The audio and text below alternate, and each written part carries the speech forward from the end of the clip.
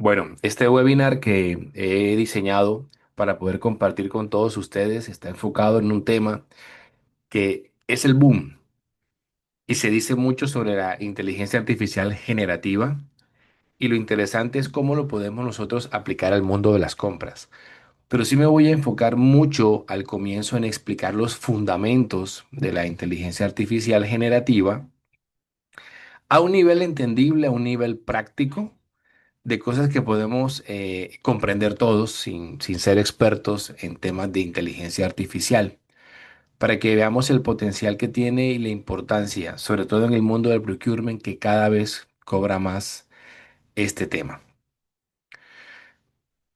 Si de pronto alguien no me conoce, yo digamos soy formador y mentor de compradores, creador de contenido digital en LinkedIn diariamente sobre compras y bueno, he sido invitado a foros, cursos, podcasts a hablar de compras.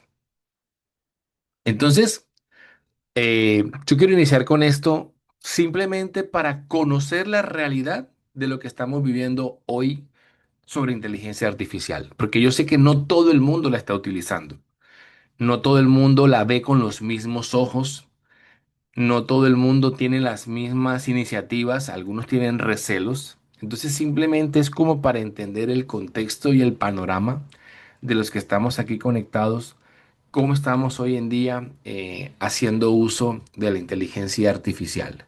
Es una encuesta muy sencillita, pero simplemente es como para poder mapear y yo poder direccionar mejor el desarrollo de este curso según ustedes pues nos contesten allí. Entonces, básicamente ahí tomen captura con su celular y ya en un par de segundos voy a compartir con ustedes los resultados para ver cómo estamos hoy en día. Entonces, doy 5 segundos más para que tomen la captura, contesten la primera pregunta y podamos avanzar. Entonces, ya voy a dejar de compartir y me voy a ir por un instante justamente a la aplicación de Menti para poder ver qué resultados nos estuvo dando esto. Entonces voy aquí a compartir. Aquí vamos viendo, voy a compartir la pantalla para que podamos ver las respuestas de lo que las personas están contestando en esta primera pregunta sobre, me gustaría tener más tiempo para lo estratégico. Y seguramente, bueno, todos han contestado que sí, nadie ha contestado todavía, no me hace falta. O sea, hay 9 personas que han contestado esta primera pregunta de que si nosotros queremos tener la inteligencia artificial para que nos ayude 10 personas para tener más tiempo para lo estratégico. Sin embargo, soy muy claro y esto ayer en el curso que terminé sobre selección de ofertas, yo decía, siempre estamos hablando de que queremos pasar de lo operativo a lo estratégico, pero yo no puedo pensar en ser un comprador que quiera pasar a lo estratégico si no tengo control de mis órdenes abiertas, de mis anticipos abiertos, si tengo todavía documentos del año pasado, si no soy capaz de hacer un buen expediting con mis procesos a cargo. Entonces, si yo no soy capaz de dominar todavía lo operativo, lo transaccional, difícilmente voy a poder dar un salto hacia lo estratégico. No lo voy a poder hacer. Debo dominar inicialmente lo transaccional y lo operativo para poder después pasar a lo estratégico. Entonces, esto es súper importante, esa primera pregunta que les comparto allí para que nosotros podamos de alguna manera tener control primero de lo operativo y luego sí de lo estratégico. Hay una segunda pregunta que creo que ya les debería salir. Yo no soy muy experto en Menti, pero creería que ya les puede salir una segunda pregunta sobre qué tanto estoy usando la inteligencia artificial actualmente en mi trabajo. En tu rol de compras, si ya estás empezando a utilizar la inteligencia artificial, entonces en teoría creo que ya deberían poder estar viendo la segunda pregunta. Me confirman si es así. Ya sí, sí, estoy viendo ya las respuestas. Entonces, nuevamente vamos a compartir a ver qué está diciendo las personas al respecto de esta segunda pregunta que quise compartir con ustedes. ¿Qué tanto estoy utilizando la inteligencia artificial ya en mi trabajo? Un 25%, 8 personas. Nos damos cuenta, una persona, wow, dice que el 75% ya está implementando inteligencia artificial en su trabajo. Una persona dice que un 50%. Siento que hay 27 personas que estamos conectados.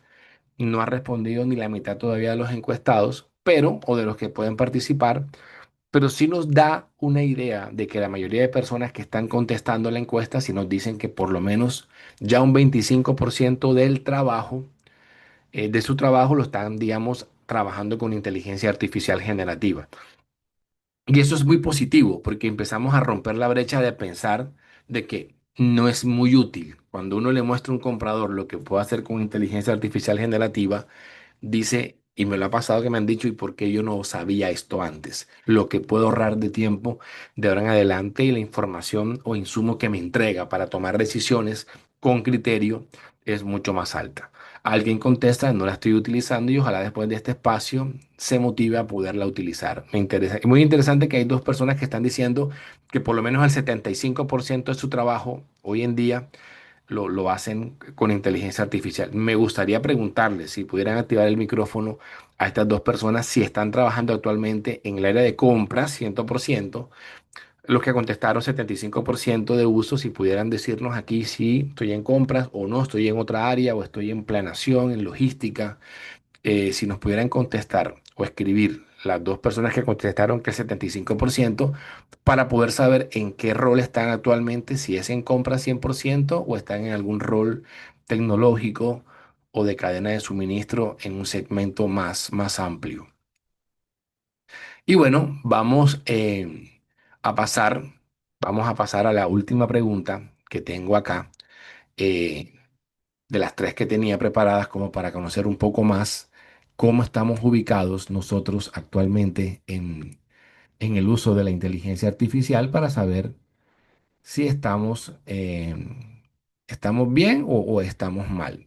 Y la tercera pregunta sería, ¿en qué proceso me gustaría ser ayudado por la inteligencia artificial?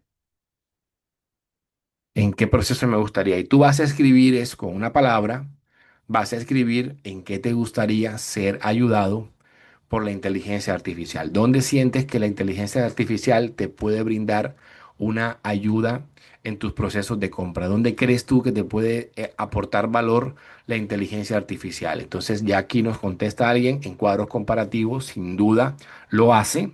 Mi equipo de trabajo lo utiliza para eso. Generación de órdenes de compra, excelente, que se puede integrar. Tienes que tener una plataforma que lo pueda hacer. En cotizaciones, cuadros comparativos.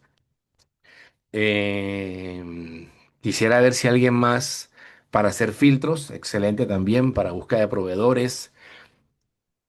Me está llamando la atención porque estoy esperando a ver si alguien coloca algo que quisiera verlo y no lo estoy viendo en nadie. Análisis financieros, muy bien. Eso lo vimos ayer en el curso de selección de oferta, cómo integramos análisis financiero para analizar el TCO, análisis del gasto, evaluación de proveedores, sondeo de mercado, muy bien. Contratos, interesante. Pero ¿qué me llama la atención? Y es lo que les voy a manifestar. No veo a nadie diciéndome que lo utiliza para simular y mejorar los procesos de negociación. Y también es muy potente, o sea, nadie está diciendo que él se entrena, se prepara previamente antes de enfrentarse a un proceso de negociación para ver si los argumentos que lleva, las estrategias o el VARNA que está preparando va a ser efectivo. Entonces, miren que hay una oportunidad interesante en el tema de la negociación, que nadie lo colocó, también es muy útil utilizar la inteligencia artificial. Les voy a mostrar ahora lo que el informe de Deloitte 2024 señaló de cuáles son los usos más frecuentes que en procurement tiene la inteligencia artificial generativa. Si está aquí, si está presentado, no es todo, es decir, no es la mayoría de la respuesta, pero sí les voy a mostrar ahora cómo funciona esto. Entonces vamos a pasar nuevamente a la presentación que tengo para continuarla. Ya pude ver las respuestas. Entonces sí somos conscientes de que puede presentarnos ayudas importantes la inteligencia artificial. Entonces vamos ahora a volver a la presentación que tenía para compartir con ustedes. Listo. Hablar de inteligencia artificial no es algo que estamos hablando simplemente desde ahora del 2018, 2019, no. Simplemente para hacer un recorrido, no me voy a detener en fechas, pero es para que vean que desde 1956 se empieza a utilizar la terminología de lo que tiene que ver con inteligencia artificial. Uno puede pensar que es muy reciente, pero resulta que no.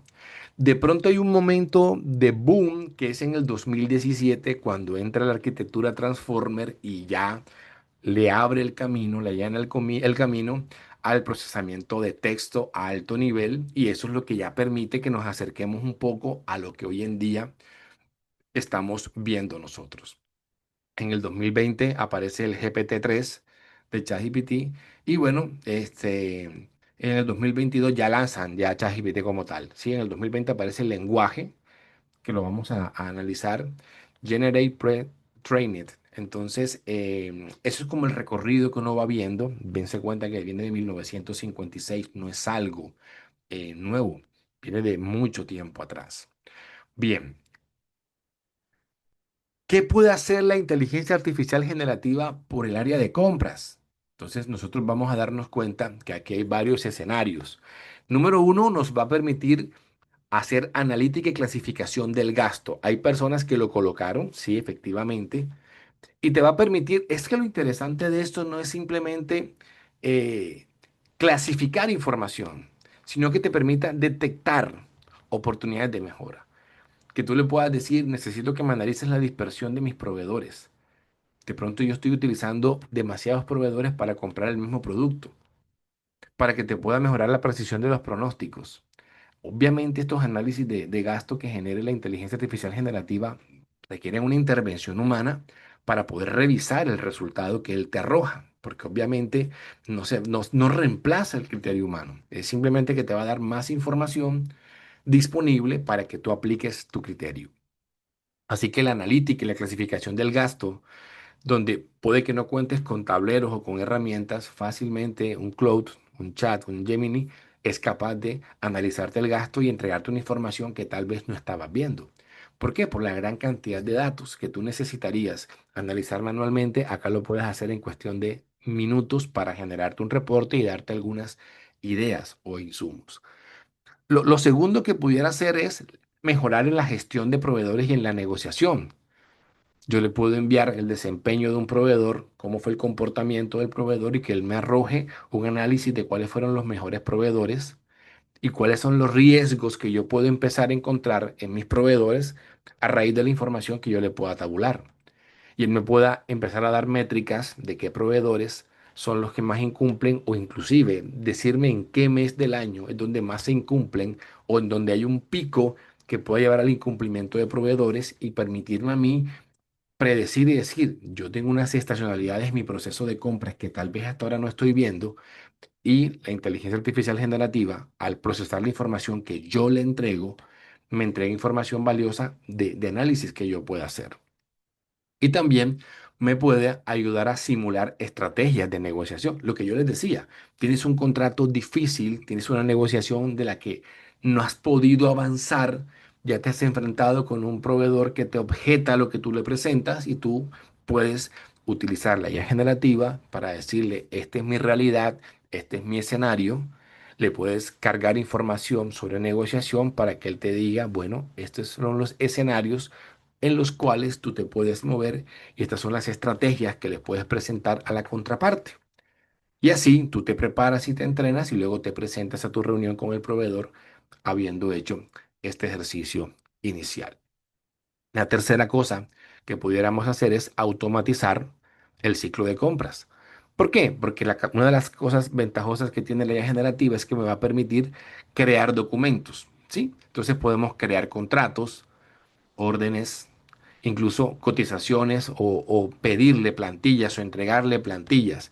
Y esto reduce trabajo manual y sobre todo reduce riesgos, porque es posible que tú dentro de tu proceso tengas un cronograma y él puede detectar si tienes inconsistencia en las fechas que estás planteando, se traslapan unas fechas con otras y te puede alertar.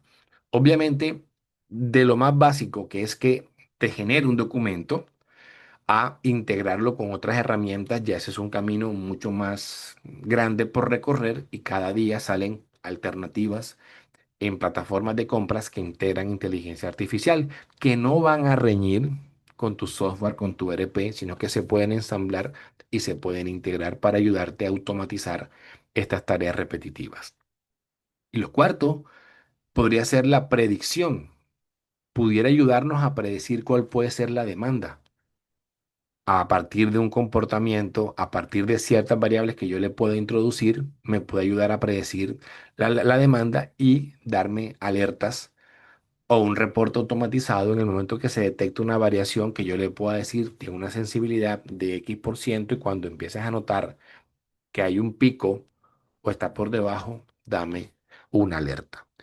Obviamente, la IA generativa va a ir requiriendo un nivel de profundidad que tú vas, digamos, desarrollando a medida que la vas trabajando. Es posible que en tu primer uso lo que te arrojó no te sirve y tú te quedaste pensando, bueno, análisis del gasto. Él va a trabajar con la calidad de la información que tú le entregues. La calidad que tengas tú de la información que descargues de tu sistema, entre más detallada esté, segmentada esté, segregada, le va a permitir a la inteligencia artificial desarrollar mayor profundidad en la información que tú le vas a entregar. Pero si tú le entregas una lista de órdenes de compra, con número de orden de compra, fecha, nombre de proveedor y valor, y no hay información adicional como qué área solicitante es, qué centro de costo, qué categoría de artículo, obviamente va a ser más difícil para ella entregarte información más profunda. Si el reporte no tiene la fecha real de recepción, difícilmente vas a poder sacar un OTIF dentro del reporte. Entonces, no es simplemente decir, tengo un archivo Excel con mis órdenes de compra, tengo un PDF con esto, con una cotización, analízamela, porque si esa cotización que te manda el proveedor es de una simple hoja donde no aparecen las condiciones comerciales completa. Si es un valor global, no esperes que al pedirle un análisis comparativo a Chat, a Gemini o Cloud, te vaya a entregar algo que sea realmente valioso. Y tú vas a decir, no, pero eso no sirve lo que entrega. Bueno, miremos la calidad de los archivos que le estás subiendo, porque con esa misma calidad es con la que uno trabaja. Entonces, no es tanto problema de la herramienta, sino que tú te acostumbraste como comprador a de pronto no validar la información de la garantía de la cotización realmente desde cuándo aplica y bajo qué condiciones. O te conformaste con un global en el precio cotizado y nunca tuviste un desglose o nunca pides un análisis de precios unitarios y así simplemente montas un comparativo Excel y comparas precios, pero no analizas. Entonces, si tú no lo haces y te conformas con lo básico, no esperes que la herramienta lo haga con la misma información básica con la que tú trabajas y te conformas. Entonces, esto es importante tenerlo presente. Bueno, seguimos. ¿Qué podemos nosotros ver? El estudio de Deloitte 2024 era un estudio que estaba de alguna manera enfocado en analizar todo el mundo del procurement y su impacto precisamente en esta era con la inteligencia artificial. Entonces, esta es una encuesta que se hace a más de 100 CPOs a nivel mundial de diversidad de industrias. Y vamos a mirar algunos datos interesantes de cómo este comportamiento empieza a tomar una tendencia que antes no se veía. Y uno puede pensar que esto de la inteligencia artificial nada más lo hacen las grandes empresas o es únicamente en Europa. Pero resulta que de ese estudio se deriva que el 92% de los CPO ya están planeando y evaluar la capacidad de la IA generativa. Lo están pensando, el 92%. ¿De quiénes? De todos los compradores del mundo, no. Del 92% de los 100 CPO que son encuestados por Deloitte. Ya vemos que hay un 37% que ya están piloteando o ya están implementando algún tipo de idea. ¿Ok? De ese 92, hay un 37 que ya está, digamos, entrando a explorarlo. Y hay solamente un 8% que no tiene ningún plan de acción. O sea, de ese 92, solo un 8 está en cero. De pronto consideran que es para grandes compañías o de pronto piensan que requieren un gran presupuesto o de pronto piensan que no lo necesitan o tienen miedo de darle más información a la IA. Y aquí quiero yo hacer un paréntesis. Hay una publicación que yo vi en LinkedIn hace unas semanas. No recuerdo de quién era porque era alguien de allá de Europa. Yo lo sigo creo que es Miroslav Platnik, algo así. Y él estaba haciendo una predicción, la hizo con IA, de en qué momento los roles de compras iban a ser reemplazados por la inteligencia artificial. Y me llamó la atención y es hasta jocoso el análisis que este señor hace. Yo les voy a decir por qué él, de todos los cargos que hay en el mundo de las compras, hay uno que él dice jamás, de los jamases, va a ser reemplazado por la inteligencia artificial. Y dice que es el de los líderes o jefes.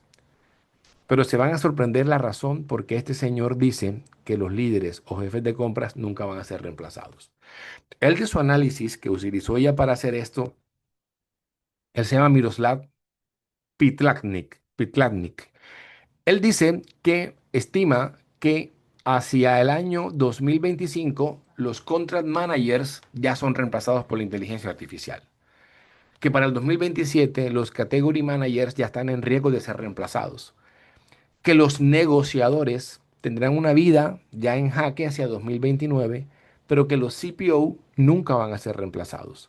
Cuando él explica por qué considera que los contract managers ya están siendo reemplazados en este momento, en el año 2025, él habla de que tiene un cliente en el cual él puede darse cuenta que una inteligencia artificial generativa le permite procesar más contratos que una persona en poco tiempo. O sea, dice, su mejor negociador, dice, aquí está, dice, la inteligencia artificial fue capaz de revisar 500 contratos en 20 minutos, mientras que su contract manager le está costando $65,000 al año, él paga simplemente 200 euros mensuales con la inteligencia artificial. Entonces él dice, ¿por qué el líder o jefe de compras nunca va a ser reemplazado? Entonces dice, porque una empresa siempre necesita a quien echarle la culpa y no se la podrán echar a la inteligencia artificial. Y yo me quedé bastante riéndome cuando escuchaba ese argumento, porque yo decía, no encuentro fallas en su lógica. Definitivamente es cierto, las empresas van a requerir siempre a quien echarle la culpa. Entonces él dice que estamos entrenando a nuestros reemplazos y eso me llama la atención. Él dice, cada vez que estamos entrenando mejor a los modelos de inteligencia artificial, estamos entrenando a quien nos va a reemplazar en algún momento. Y yo decía, qué fuerte esto que está diciendo él. Pero al final, él dice que la parte humana nunca, o sea, tiene un componente que no va a ser reemplazado. Esa capacidad de estar sentado en una mesa de negociación con un proveedor bien complejo y que haya un ambiente tenso en la sala. Él dice, eso la IA no es capaz de detectarlo. Es allí donde la parte humana entra. O en el momento en que tomas el riesgo de no cumplir el procedimiento y dices, en este punto yo asumo la responsabilidad, vamos a hacerlo así para no impactar. Dice, la IA va a estar siempre condicionada a un cumplimiento y no se va a salir de ahí o va a estar parametrizada para que no se salga lo más que pueda. Hay una parte humana que tú dices, yo sé y tomo esta decisión bajo mi riesgo. Eso no lo puede hacer la IA. Entonces, ¿por qué él decía que nunca el jefe iba a ser reemplazado? Entonces él decía, cuando el proveedor falla, las juntas directivas necesitan un humano para despedir. Cuando la innovación se estanca, los accionistas necesitan a alguien responsable. Y cuando la ética se desmorona, los reguladores necesitan un cuello para agarrarla. Qué fuerte, sí, qué fuerte ese paréntesis que hice allí, pero sin duda es inevitable el crecimiento. Y yo por decir, no lo voy a usar, no voy a evitar que la inteligencia artificial en compras cada vez cobre más sentido. Se hablaba en este reporte de Deloitte que en el 2024 el 11% ya están invirtiendo más de $1 millón anualmente y que para este año 2025 ya había un 22%. O sea, se estaba duplicando la inversión en inteligencia artificial generativa. Bien, el mismo reporte nos va a decir en qué es que se usa más la inteligencia artificial generativa en compras. Entonces, ¿quién termina ganando? El análisis de gasto. Usar la IA para que te analice el gasto está en el 53,44%. Generarte los RFI, RFP y RFQ está en un 42%. Resumirte contratos y extraer términos clave, 41%. Fíjense que esos tres están muy en el rango, los tres usos más importantes. Y uno se da cuenta que con una versión de pago de Chat Gemini Cloud tú puedes hacer esto. Tú puedes pedirle incluso, no estando conectada con tu software, que te haga un análisis de gasto, que te genere un RFI, un RFP, un RFQ o que sea capaz de resumirte contratos. Pero el tema es cuando él te entrega los insumos y te diga, en este contrato detecto cuatro riesgos, ¿qué decisión vas a tomar? Es ahí donde él no va a ser, no te va a reemplazar. Porque en un escenario donde la inteligencia artificial relea un contrato y te diga, yo detecto cinco riesgos, dime para ti qué es más importante, la, el aseguramiento de la disponibilidad o la eficiencia en costo. Dependiendo de tu respuesta, procedo a darte los insights que encuentro. Entonces, ahí te toca a ti tomar una decisión. No, voy a darle importancia al aseguramiento de la disponibilidad. Ok, entonces bajo ese aspecto, estos son los riesgos que yo encuentro. Te propongo tres planes de acción, pero tú decides si los implementas o no. Por eso es que yo digo, no te va a reemplazar en este momento, porque te entrega información que antes para ti era muy manual poderla extraer, ahora en cuestión de minutos, él te la entrega. Tu capacidad de buen negociador no lo va a reemplazar, porque a la hora de sentarte en una mesa con un proveedor difícil a negociar, no lo va a hacer la IA por ti, te toca a ti leer el lenguaje no verbal de la contraparte, leer el tono de voz, saber con qué precio ancla entras, saber cómo le puedes segmentar las concesiones simétricas que le vas a presentar, cómo vas a, a medir lo que se pueda desviar de las condiciones de contrato. Eso lo haces tú, ese es tu olfato. Tú eres el que ve si la pupila se le dilata, si está sudando, si está gagueando, si te dice, déjame hablar con mi jefe comercial. O sea, tú eres quien tiene ese olfato negociador. La IA no lo hacen, lo haces tú. Entonces, aquí hay más usos. ¿Sí? Borrador de contratos, optimización del sourcing, identificación de riesgos, desarrollar estrategias de categoría. Y muchas veces estas cosas que no se están haciendo con la IA es porque ni siquiera manualmente se están haciendo. Entonces hay una oportunidad y miren de lo que yo les decía. Ustedes fueron un ejemplo claro. Nadie de los usos que pensaba posibles colocó negociación o simular negociaciones. Y fíjense que está en el penúltimo lugar con 17,99. O sea, un comprador considera más fácil que la IA le haga un análisis de gasto a que le ayude a simular un escenario de negociación o que le genere una estrategia para sentarse a negociar. Pero ahí realmente están las grandes oportunidades que tenemos nosotros. Para hablar un poco de cómo funciona la arquitectura de esto, digamos que la inteligencia artificial es como el mundo macro, como el mundo grande, el universo completo. Y dentro de eso hay algo que se llama Machine Learning, que es la capacidad de aprendizaje de las máquinas. Las máquinas empiezan a adoptar la capacidad de ir aprendiendo. Entonces, eso que uno escucha, Machine Learning, es esa capacidad que tienen las máquinas por ir aprendiendo. Y empiezan a absorber conocimiento. Pero ese conocimiento que van aprendiendo tienen que poderlo procesar. Entonces, ese Machine Learning, que es como un segundo nivel, luego viene lo que se llaman las redes neuronales, que yo sin ser experto 100% en esto de tecnología, es que la máquina es capaz de imitar o adoptar el modelo del cerebro humano de trabajar por redes neuronales que se empiezan a conectar unas con otras. Dentro de ese mundo de las redes neuronales aparece lo que se llama el deep learning, que es el aprendizaje profundo. En el machine learning existen unas formas de aprendizaje. Entonces, la más básica, para darles un ejemplo, es si yo quiero que la máquina sea capaz de saber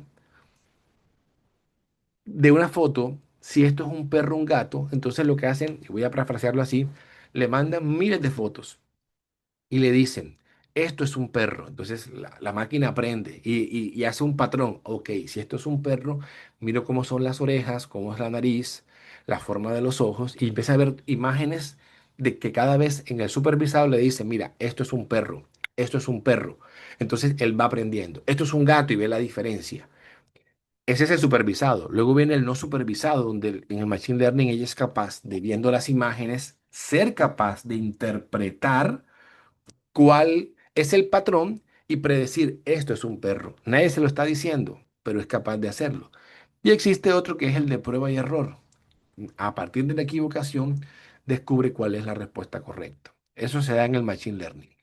En el Deep Learning ya se llegaba a un siguiente nivel que era la capacidad de reconocimiento de voz, o lo que uno puede ver en algunas veces cuando en tu celular de pronto tomas una foto y él es capaz de identificar los rostros, porque ya los tienes grabados en tu celular de muchas fotos, ya él sabe decirte, o sea, es capaz de reconocer. O cuando le dices rostro, es capaz de saber dentro de la foto qué parte es un rostro. Eso lo hacen en el Deep Learning. Pero llegó un momento en el 2017 donde aparece el concepto de Transformers, que ya era la capacidad de poder reconocer texto. Y entonces en el reconocer texto era capaz de entender qué venía después en grandes cantidades de datos. Y por eso es que el boom se dispara hacia 2017, 2018 con la tecnología Transformers, porque ya era capaz de procesar texto y empezar a conectarlo con la palabra siguiente. Cuando esa tecnología de Transformer aparece, entonces vienen los famosos LLM, Large Language Models, que eran los que podían como adoptar la capacidad de comunicación que tenemos los humanos. Y entonces en ese LLM, él recibe una cantidad de información que se leyó, está entrenado, y sencillamente él empieza a predecir cuál es la respuesta correcta. Y en ese predecir es capaz de generar una gran información de contenido. Y para que ese lenguaje del LLM se pueda dar en doble vía, aparece en el último nivel lo que es el prompting, donde yo le doy las instrucciones en textos, él las va a decodificar, va a revisar todo su material, va a predecir cuál debe ser la respuesta y te la va a entregar.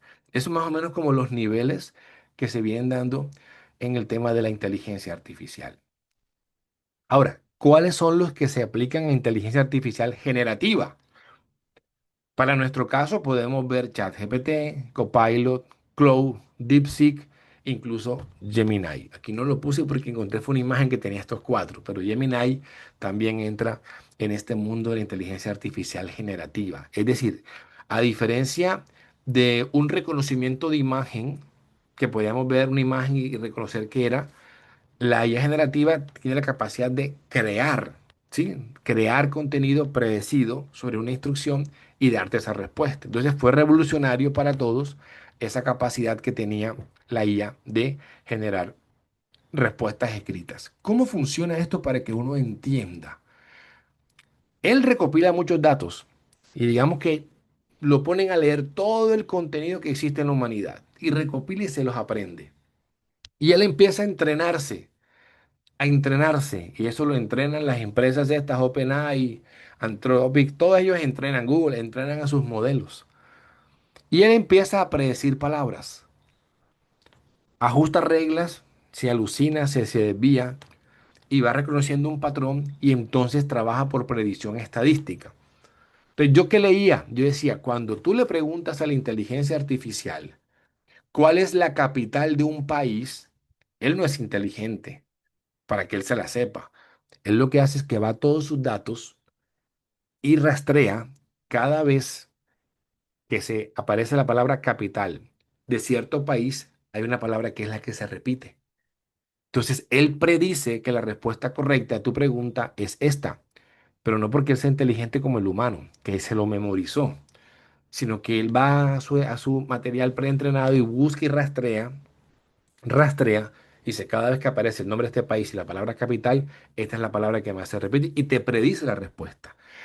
Por eso es que vemos nosotros que en los modelos básicos de Claude, Gemini y Chat, él te responde de inmediato. A diferencia del modelo de pensamiento que tú ves que él se queda pensando, en estos modelos son simplemente respuestas estadísticas, respuestas inferenciadas. Incluso cuando le pides una imagen a Chat, tú sabes que en Chat tú le pides una imagen y él se queda cargando de arriba abajo. ¿Por qué? Porque la imagen va prediciendo. Cuando tú le pides que haga un ajuste en la imagen, te la cambia por completo. Porque él está prediciendo. Eso fue lo que corrigieron con Nano Banana. Veía un video de una chica, yo no sé de eso, pero decía la chica que la diferencia es que Google implementó un modelo de dos partes que evita que se disperse lo que hasta el momento llevaba. Y por eso en Nano Banana te mantiene una imagen y no te la cambia. Porque los modelos LLM lo que hacen es predecir. Entonces tú ves que la imagen en chat se demora. Tú le pides a una banana que te haga una imagen y tú ves en Google AI Studio cuántos segundos lleva y te la das en 12 segundos. En cambio en chat se puede demorar y va como si fuera una impresora de arriba abajo, porque él está prediciendo la parte que viene. Y por eso es que nos cambia las imágenes. Dentro del prompting, cuando él recibe una instrucción, él la tiene que descomponer. Entonces, la unidad de medida que existe para esto es el token. Entonces, él descompone la palabra, la subpalabra, los espacios en blanco e inclusive los signos de puntuación para poder hacer su comprensión de texto. No existe la conversión uno a uno, pero sí es uno a uno algo de tokens a palabras. Esto es importante para que veamos las ventanas de contexto, para saber cuánto pueden procesar cada uno de los modelos. Entonces, lo que él hace es que él empieza a descomponer todo tu prompting, todo tu prompt que tú le escribes, y él empieza a descomponer. Y mira las palabras que están al lado, porque puede que él tiene que entender tu tono, tu idiosincrasia. Hay palabras que cambian, ¿sí? Las palabras que tenemos nosotros, que una misma palabra tiene diferentes significados, todo eso hay que tenerlo presente. Y como yo no estoy hablando con un amigo que me conoce, yo tengo que ser súper cuidadoso de cómo le escribo para que él me pueda a mí entender. Entonces, esto es importante tenerlo súper claro dentro de este mundo de los tokens. ¿Cómo yo le voy a hablar? Porque él tiene que descomponer todo eso para comprenderlo. ¿Y cómo empieza esto? Lo primero es, obviamente, tú le das una palabra, ese texto de entrada, él lo que hace es que lo empieza a descomponer en otras palabras, en muchas palabras más pequeñas. Luego analiza, obviamente el modelo va a analizar los tokens para comprender cuál es el contexto de lo que tú le estás diciendo a él, porque él tiene que hacerlo, porque él no te está escuchando de pronto en una conversación frente a frente, entonces él trata de analizar cuál es el contexto de esos tokens y él empieza a predecir cuál va a ser, con base en su entrenamiento, él empieza a predecir. Por eso es que nosotros le decimos a él que adopte un rol, porque es más fácil para él segmentar con el rol que tú le pides que adopte, porque él está entrenado para todo. Y es como que entrar al experto en una cosa y salir al otro. Entonces esa es la gran ventaja. Es como si tuvieras demasiados especialistas a tu servicio. Entonces él va a predecir cuál es la siguiente respuesta. La predice, la crea y genera el nuevo token. Y así lleva la secuencia hasta que ya la respuesta queda finalizada. Esto uno no se da cuenta en el modelo básico porque lo hace inmediato, pero si tú ves el modelo de pensamiento o lo ves en el modelo Opus 4.1, no en el Sonnet, o lo ves en el Gemini Pro, tú te das cuenta que él se demora, él queda pensando y empieza, o sea, tiene un proceso más lento, pero en el modelo Flash de Gemini o en el modelo básico del chat, tú ves que en esos modelos la respuesta es inmediata. Entonces, así es como funciona por dentro esto. Hoy en día, con la actualización que se hizo a ChatGPT 5 de Gemini 2.5 Pro, uno puede ver lo que se llama ventana de contexto. La ventana de contexto es la capacidad que tiene él para procesar entrada y salida. Entonces, cada modelo tiene una capacidad. El GPT-5 tiene 400.000 tokens en su ventana de contexto. Claude tiene 200.000. Gemini, que es el mejor de todos en ventana de contexto, tiene hasta 1 millón de tokens. DeepSeek 128.000. Ahora, la capacidad de respuesta. Esto es importante porque las personas que no están pagando la versión de pago se dan cuenta, y yo lo sufría cuando yo tenía la versión gratuita, que tú empiezas a interactuar, y llega un momento en que te dice, alcanzaste tu límite diario, vuelve mañana. Claro, porque las versiones pagas tienen una limitación de salida. La gratis, la paga, tiene una mayor capacidad. Entonces, esa respuesta con la que tú vas interactuando con el modelo, cuando ya llega a su límite, te dice ya no puedes preguntar más hoy.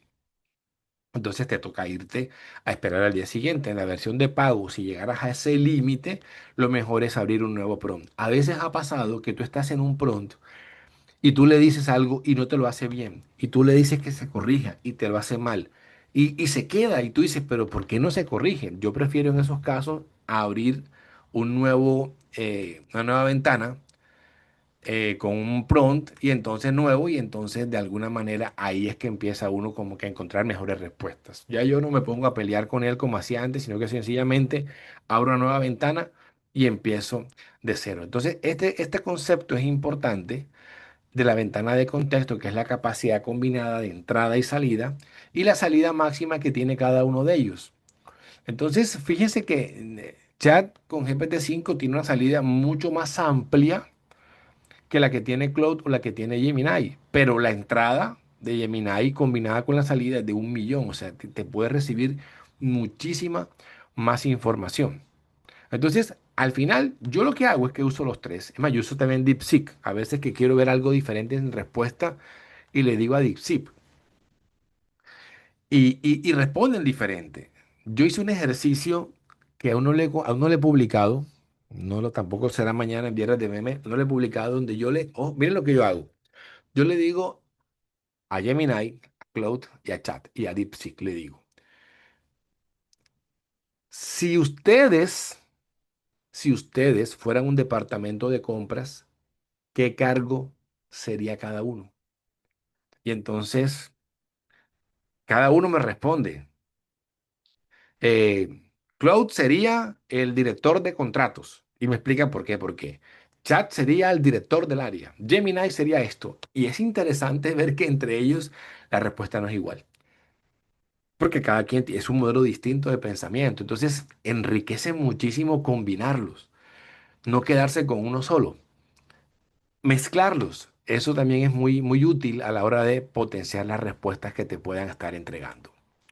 Perdón, acá quería mostrarles que en las pruebas que se están haciendo, o que se hicieron recientes en Mensa Norway, para poder mirar cuál es la capacidad de medir el coeficiente intelectual del sistema, nos damos cuenta que en una de estas aparece Gemini en el primer lugar y queda muy cerca el modelo Thinking de ChatGPT. Queda muy cerca, casi que con un IQ de 137 quedó Gemini Pro. Y el modelo de Thinking queda muy cerca, muy cerca. O sea, son como los mejores modelos en esta prueba. No, no es la única prueba. Uno puede darse cuenta que, por ejemplo, en la prueba de referencia matemática de AIME, quien terminó ganando el modelo fue ChatGPT. Tuvo una respuesta de salida de 93,4% de exactitud. Entonces, en el tema de razonamiento matemático, según esta prueba, AIME 2025, Chat es el mejor. Queda en segundo lugar el de su, digamos, open source, fuente abierta, que ese no lo manejamos nosotros. Tienes el Mini y Grok queda en cuarto puesto en esta prueba. Hay otra prueba que se hace que también tiene que ver con el GPQA, que es como si fueran pruebas de posgrado universitario. En ese, quien fue el mejor fue Grok, el de X. Y Chat queda en segundo puesto con el modelo 5 con un 85,6%. Entonces son pruebas que se van haciendo para ir midiendo los modelos. Cuando hubo el cambio a ChatGPT 5, mucha gente se quejó de que no funcionaba igual que los modelos anteriores y aparecieron algunas indicaciones de cómo era el PRON de calidad con este nuevo modelo. Aquí hay 8 pasos que se tienen que tener presente. Primero, pues le defines el rol y el contexto. Es lo que dices, actúa como un experto en compras y negociación que tiene 15 años trabajando en el sector tal. O sea, ahí tú le das ese rol que él tiene que adoptar. Y le vas a esquematizar la tarea paso a paso. ¿Qué quieres que tú haga? Yo quiero que tú hagas A, luego hagas B, y luego hagas C. Así tiene que ser. ¿Y qué quieres que te entregue? Ok, entonces le digo, quiero formato tabla, quiero formato párrafo, quiero formato slide para un PowerPoint, quiero una imagen, el formato de respuesta que tú deseas.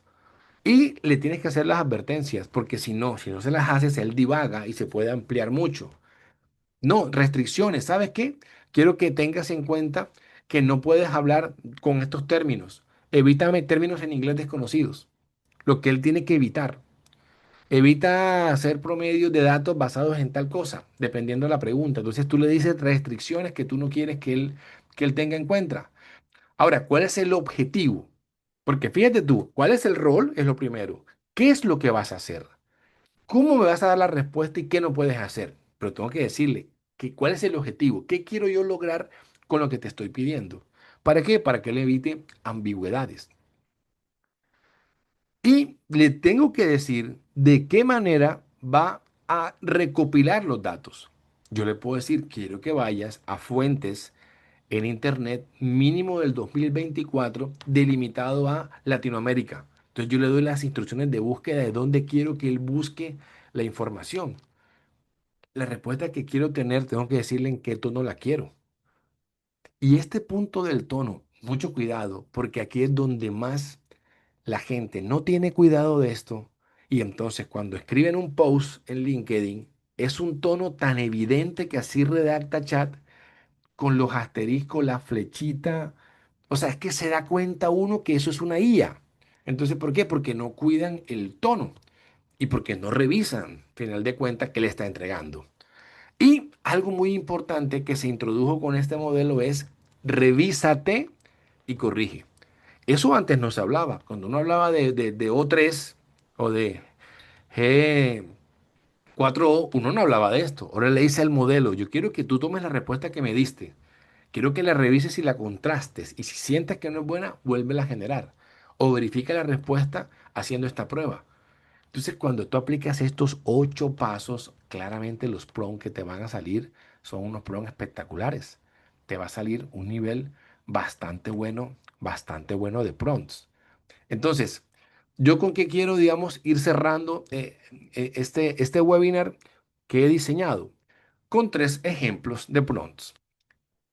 Vamos a mirar un primer prompt que tú le puedes decir. Fíjense que muchos hablaron de análisis de oferta. Entonces, en este análisis de oferta, ¿cuál es el prompt que yo le puedo decir? Ok, eres un analista senior de compras B2B con más de 10 años evaluando ofertas complejas. Trabajas con datos de, y aquí le coloco mi sector. Yo trabajo en el sector oil and gas. Otro dirá, yo trabajo en farmacéutica, yo trabajo en logística, yo trabajo en construcción. ¿En qué moneda estoy basando mi análisis? ¿Y qué políticas? Y que también tenga en cuenta las políticas corporativas en compras. ¿Dominas el TCO? ¿Sabes nivelar ofertas técnico-comerciales y manejas criterios financieros? Entonces, claro, la ventaja es que aquí yo le puedo pedir que adopte roles de habilidades duras que yo no tengo. ¿Para qué? Para que sea un asistente realmente bueno para mí. Ahora, ¿qué quiero que haga? Quiero que me construyas una comparativa homologada de 2, 3, 4 ofertas a partir de, entonces tú le puedes enviar, o le envías las ofertas comerciales, o le envías ya tu ejercicio, tu tabla comparativa, básica como tú la tienes, con la mayor información posible. Ahora, ¿qué quieres que él te entregue? Me vas a entregar una tabla comparativa nivelada, el TCO, métricas financieras, la sensibilidad ante cambios de escenario, recomendaciones y palancas de negociación sobre las cuales yo puedo trabajar para mejorar el precio, el plazo de pago, la garantía o el servicio. Entonces le voy a decir, mira, quiero que hagas lo siguiente. ¿Cómo lo vas a hacer? Ok. Primero que todo, como te estoy entregando un archivo Excel o unas ofertas, tú vas a validar y vas a limpiar la data. Que tengamos la misma unidad de medida, que tengamos parejos los impuestos, que no haya datos duplicados. Vas a homologar, vas a nivelar. Si la vida útil no es la misma, tenlo en cuenta. Las garantías, vas a comparar datos que pueden ser distintos entre cada oferta. Me lo vas a convertir todo a una misma moneda. Y me lo vas a traer a valor presente con alguna tasa de descuento. Esto pues ya es un concepto financiero. Me vas a calcular el TCO teniendo en cuenta CAPEX, OPEX y los riesgos monetizados. Me vas a calcular el BAN, valor presente neto, la TIR, tasa interna de retorno y el costo anual equivalente por oferta. Ejecútame una sensibilidad y tú le das el rango. Si esto cambiara entre un 5 y un 10%, por lo menos en IPC, dólar, energía, químicos, aceros, cual sea el commodity, me vas a detectar los riesgos que se encuentran aquí y me vas a redactar recomendaciones con PES, que son paquetes equivalentes simultáneos. Es decir, yo le voy a contraofertar a los proveedores al que tú me recomiendes unas contraofertas para mejorar condiciones. Entonces, fíjate tú el detalle. Entonces, a mí que me inquieta que uno muchas veces encuentra en LinkedIn una publicación que dice 8 mini prompts para que mejores tu productividad. Entonces, se ve una paradoja entre que por un lado nos están diciendo tienes que hacer prompt de calidad, bien completos, y por otro lado, publicaciones hablando de mini prompt de 2 líneas con una cantidad de likes y la gente siguiendo ese juego del mini prompt. Yo no sé, para nuestro rol de compradores, trabajando para nivelar ofertas en un TCO, si es que esos mini prompts funcionan. Para mí no funcionan los mini prompts en esto. Habrá casos muy puntuales donde un mini prompt puede que funcione, pero aquí yo pienso que no. Ahora, ¿cuál es mi instrucción?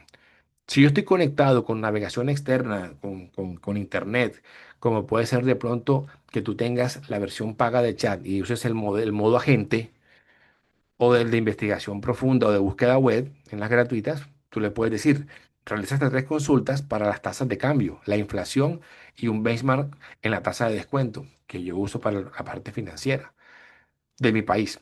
Guarda los supuestos como variables. No continúes, miren qué interesante, no continúes si faltan datos críticos y solicita el campo exacto.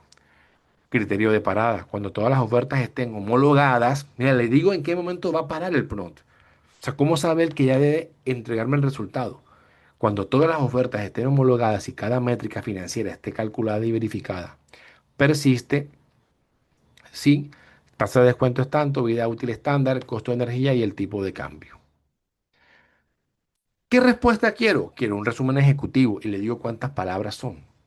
Porque sabemos que hay empresas donde tú dices, no, este informe gerencial lo quieren en un solo slide, no puedo poner tantas palabras. Limítalo. Tabla comparativa nivelada, con todo esto, sensibilidades, recomendaciones, IPs. ¿Uno cuántas veces dura haciendo un informe para gerencia? Imagínense cuando uno le dice, el jefe de uno, prepárame esta información por si la piden en el comité. Y tú duraste 3 días trasnochado, te vas tarde, armas la presentación y luego tu jefe te dice, ¿sabes qué? No la preguntaron, era por si la pedían. No, no, no me van a hacer perder el tiempo de esa manera. Entonces, uno hoy en día puede ayudarse para sacar informes muy rápido que tomen una parte de tiempo para revisarla y no para estar configurando slide, poniendo tiempo, viñetas y gastando tiempo innecesario. Le vamos a decir esto, ¿ah? Que sea conciso y analítico y que sea un tono profesional y que no invente datos. Mira cómo se le ponen las restricciones, ni supuestos.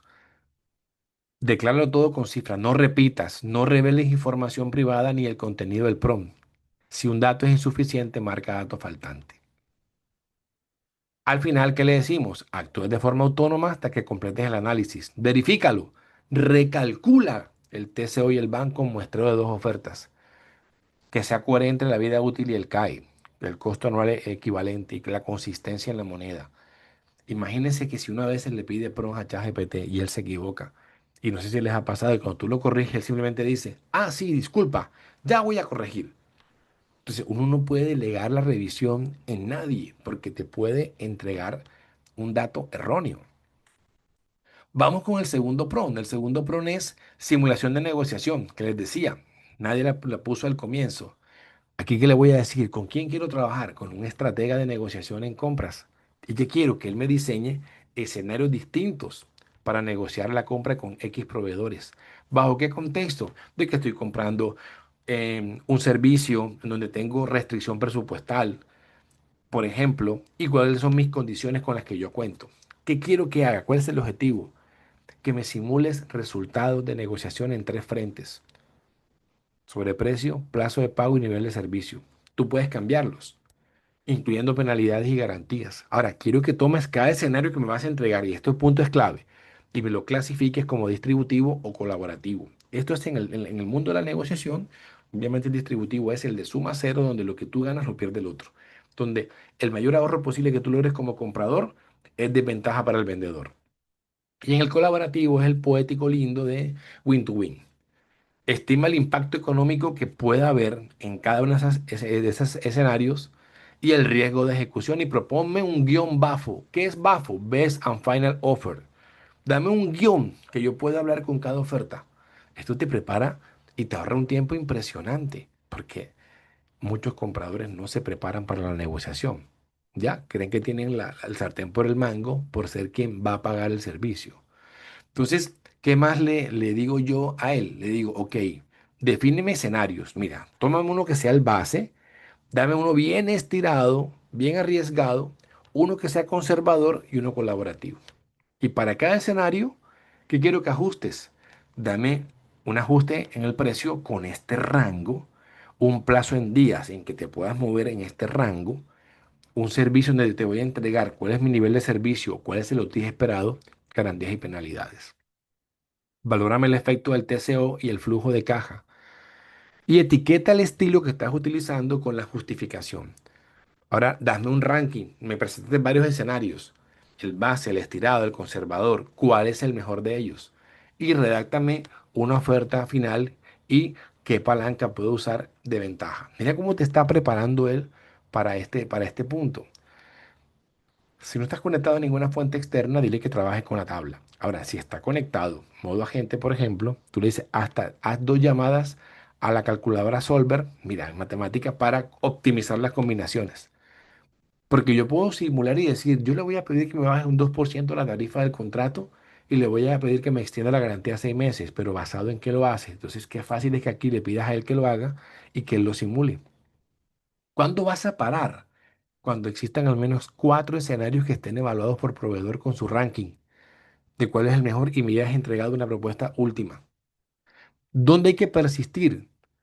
Donde tengas escenarios donde todavía no esté clara la tasa de mora y los umbrales de nivel de servicio. Entonces yo le digo a él cuándo para y cuándo sigue. ¿Qué respuesta quiero? Ahora quiero es matriz. ¿De qué escenarios? Y le digo qué columnas quiero que me entregue. ¿Y cuántas palabras máximo? Un verbo que sea accionable porque voy a sentarme con alguien más en un tono táctico. Entonces, miren qué interesante es. ¿Qué le voy a decir? No me uses jerga ambigua. No me asumas que hay escenarios idealizados, disponibilidad de inventario, no me reveles cálculos intermedios, porque a veces pasa que él te revela el cálculo intermedio y tú de pronto lo puedes enviar y se te va información valiosa. Y lo que no tengas, dilo como faltante. Ahora, ¿qué quiero al final de todo esto? Quiero que explores las combinaciones hasta que tú me cubras los límites que te definí al comienzo. Y quiero que compruebes la coherencia entre el plazo de pago que me propongas para negociar con el flujo de caja. Miren qué interesante, qué penalidades reducen el riesgo, pero que no estudian el valor. Y que el bafo que me entregas, la oferta final con la que voy a negociar, sea específica y medible, no sea ambigua. Entonces, esto me parece a mí súper, súper interesante. Y el último prompt es un mapa de riesgos de proveedores con categorías, CRALGIC y plan de mitigación. Entonces, aquí que le digo, fíjate cómo voy cambiando. Acá, de analista senior a estrategia de negociación, y aquí le digo, eres el líder de riesgos. Construye un mapa de riesgos para la categoría y digo cuál categoría es la que estoy analizando. Material de empaque, servicios administrativos, equipos de cómputo, servicios de mecanizado, lo que tú tengas a cargo, elementos de sujeción, elementos de protección personal y los proveedores. ¿Con qué foco? Con foco financiero, operativo y de cumplimiento regulatorio y ESG.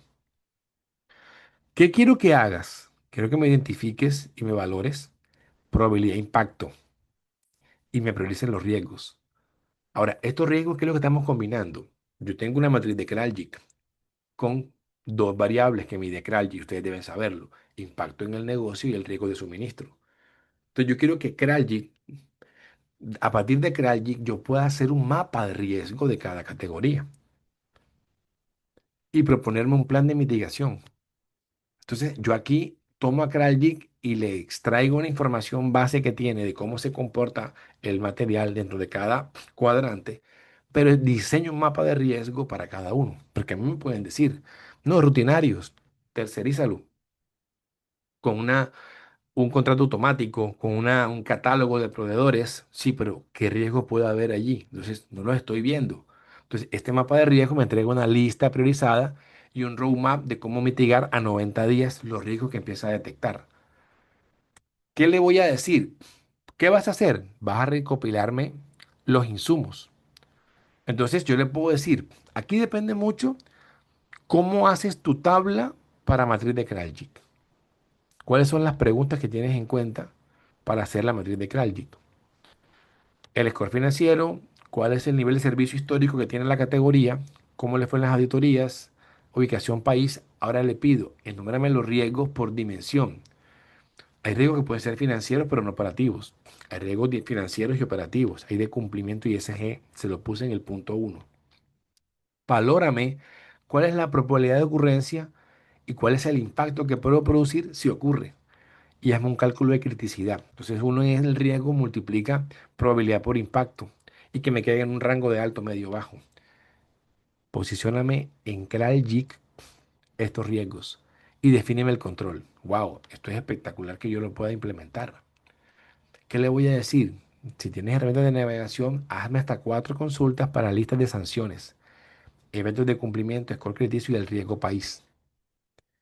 Él va a buscar la información de cómo se mide esto y tú le vas a pedir que te cite las fuentes, porque tú no puedes defender ante una gerencia una implementación de esta si tú no sabes de dónde sacó Chat la información. Si no hay navegación, trabaja únicamente con los datos. ¿Cuándo vas a parar? Cuando todos los riesgos que te he pedido que tú mapees tengan una valoración, estén ubicados en CRALGIC y tengan un plan de mitigación. Debes persistir en umbrales de criticidad cuando esté muy cerca del umbral y no tenga yo el riesgo totalmente cubierto. ¿Qué quiero? Una tabla de riesgo que esté priorizada. Me das el riesgo, me das la dimensión, probabilidad, impacto, la multiplicación para la criticidad, cuál señal hay, qué control puedo implementar, cuál es el dueño y la fecha objetivo. Básicamente esto es lo mismo que hacemos nosotros en el sistema de gestión de calidad cuando reportamos de pronto la matriz de riesgo que nos piden. Y que alguien me entrega un mapa resumido en cada cuadrante con la acción recomendada. Le doy el tono. ¿Y qué le voy a decir? Mira, no inventes sanciones o hallazgos. Si faltan datos financieros, indica la brecha donde está y el impacto en la confiabilidad. No repitas nada de texto, en fin. Y actúa hasta que completes el mapa. ¿Qué te voy a pedir que hagas? Que verifiques la consistencia de escala, sumes los controles, la criticidad, la coherencia y que incluyas una autorrevisión final. Entonces, aquí nosotros se pueden dar cuenta que podemos ver 3 ejemplos simplemente de prompts. Son prompts que tienen 8 partes. Entonces, cuando escuchemos hablar de mini prompts de 3 líneas o de 4 líneas, no esperemos una respuesta de calidad de alto, de alto nivel. Esto es más o menos como una fundamentación. Obviamente aquí no te hablé del modelo thinking, de proyectos, de creación de asistentes, de creación de artifacts que se pueden utilizar. Eso, digamos, es ya algo más avanzado que este mundo de la fundamentación. Me gustaría saber si hay alguna inquietud, alguna pregunta de lo que he completado hasta ahora, algo que estén utilizando, probando. Entonces quisiera escuchar a ver quién tiene alguna inquietud o todo está claro.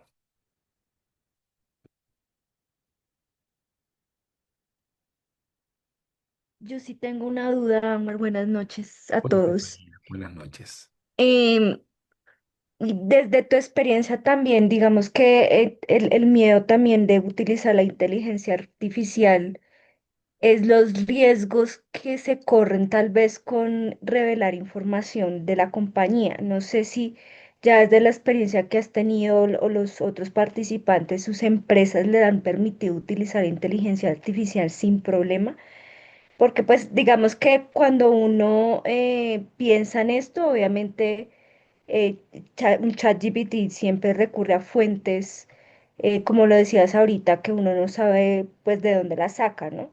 Y al revelar de pronto tanta información en los prompts que nos mostrabas ahorita como ejemplo, pues él también va a deducir de pronto cómo o va a caracterizar ciertas empresas, cómo se están moviendo. Entonces, no sé si ya se ha hablado del tema, porque es algo que seguramente va a surgir en muchas charlas nuestras con financieros y con demás áreas, de sí nos está ahorrando trabajo tal vez, pero estamos poniendo en riesgo la divulgación de información que no debería estar ahí expuesta, ¿no?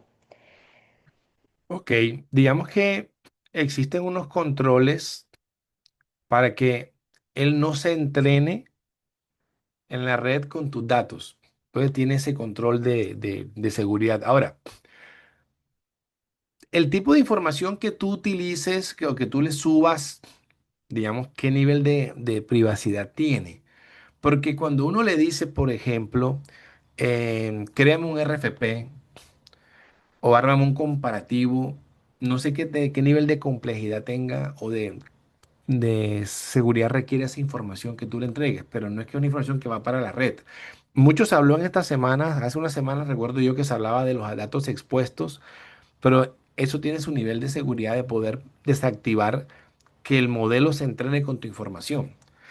Entonces, digamos que por ese lado, pero obviamente no va a ser tan seguro como cuando tú tienes una suite, obviamente. Y yo aquí veo Samuel Olan está aquí conectado.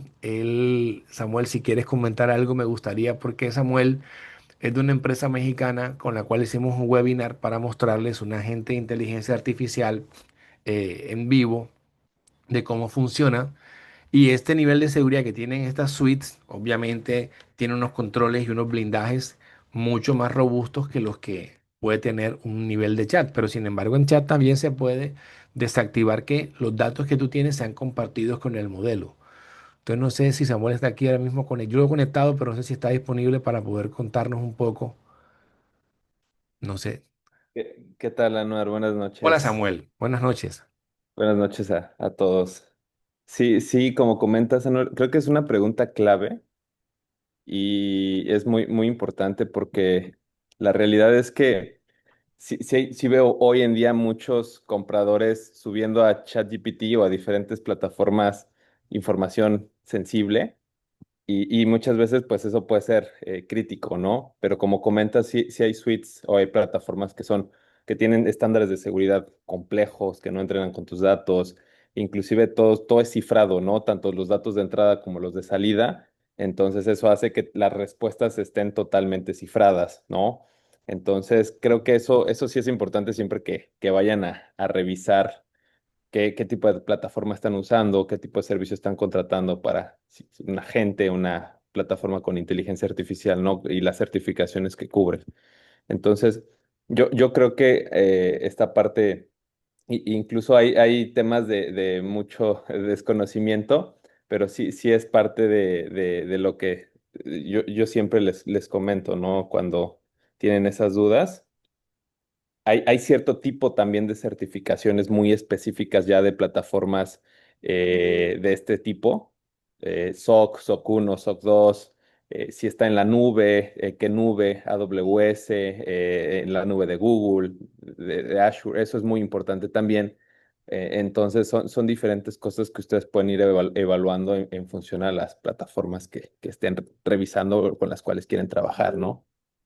Así es. Entonces, digamos, ante la pregunta, uno puede decir, no es que en mi empresa no tenemos presupuesto. Entonces, bueno, si no tienes presupuesto, si es limitado, úsalo desactivando que el modelo se entrene. Ahora, si tú estás buscando en tu área de compras implementar una suite que te pueda ahorrar tiempo operativo, que se integre con inteligencia artificial, si quieren me escriben y yo los pongo en contacto con Samuel para que puedan ver una suite completamente desarrollada que integre inteligencia artificial y te gestiona todo el proceso de sourcing y de análisis y de todo esto. Bien, ¿alguna otra pregunta? Bueno, aquí Rocío creo que nos hace una por escrito, pero creo que tiene mucho que ver con lo que ya nos compartió Samuel, es la confiabilidad que debemos tener en las plataformas. He escuchado que aún no son 100% confiables y a mí me ha pasado que la versión de pago de chat o tarda mucho en contestar o por ejemplo me pone otras fechas. Es posible que eso pueda pasar después de cierto tiempo iterando y como les digo, no es 100%. Yo he tenido que corregir a chat. Yo le pido hacer ejercicios digamos, para algún tipo de formación y quiero que me ahorre tiempo, Y yo lo reviso y yo le digo, aquí te equivocaste. Y como les digo, la respuesta ya da sí, qué pena, ya corrijo, pero él no asume ninguna responsabilidad porque eso no tiene sentimiento, eso es una inteligencia artificial. Entonces, siempre hay que revisar los cálculos que ella nos pueda presentar. ¿Con qué quiero finalizar? Yo quiero finalizar con algo y es que esto que yo he mostrado, pues yo te he mostrado el resultado de un prompt, pero hay muchas cosas más que se pueden hacer. Entonces, yo decidí hacer algo y es lanzar esto que es ya para, digamos, desarrollar aplicaciones prácticas. Esto es algo de 3 horas, esto no es muy largo, pero sí que vamos a hacer, aprender a construir esos prompts aplicados, porque ya lo he trabajado, ya sé cómo funcionan, qué se puede hacer, mi equipo de compra ya lo hace, construir los asistentes, construir los artifacts, inclusive ayudarte en la creación de contenido sobre compras donde vamos a tratar casos específicos como simulación de negociación, manejo de procedimientos, para ver qué tan práctico puede ser. Imagínate que tengas tú un asistente que si alguien tiene una pregunta del procedimiento, entra, le pregunta y él le responde y ya se evitan preguntarte a ti. Análisis de gastos, mapas de riesgo y construcción de pliegos. Esto es algo que tiene un costo de $18. ¿Verdad? Sí, $18. No vas a encontrar un curso de 3 horas más económico que este porque ya son 10. Entonces, quien quiera, igual le publicaré sobre esto, es quien quiera de pronto apuntarse, si le gusta la forma en que yo explico lo que podemos hacer, entonces quedan bienvenidos todos al 23 para esto. Mira, lo que dice Diana, ¿podríamos usar IA para realizar manuales de compras? Claro que sí. Es que sí es generativa, todo es lo que tú le puedas dar. Entonces, hay cosas que se pueden hacer claramente y quiero llevar un ejercicio ese día al curso que sea precisamente un asistente para el procedimiento de compras, donde en vez de preguntarte a ti, se pregunten allí y eso sea un filtro previo. Entonces son muchísimas las opciones que se pueden trabajar. Entonces, nada, eso era. Este webinar va a quedar grabado en el canal de YouTube. Yo les comparto, igual les va a llegar a todos los que se quedaron hasta ahora el certificado. El fin de semana se los envío el certificado de participación en el curso de Fundamentos de IA para compradores. Y los que deseen entonces apuntarse al curso, pues compartiré próximamente el enlace de quien se quiera escribir. Como les digo, es un curso económico, pero trato de dar calidad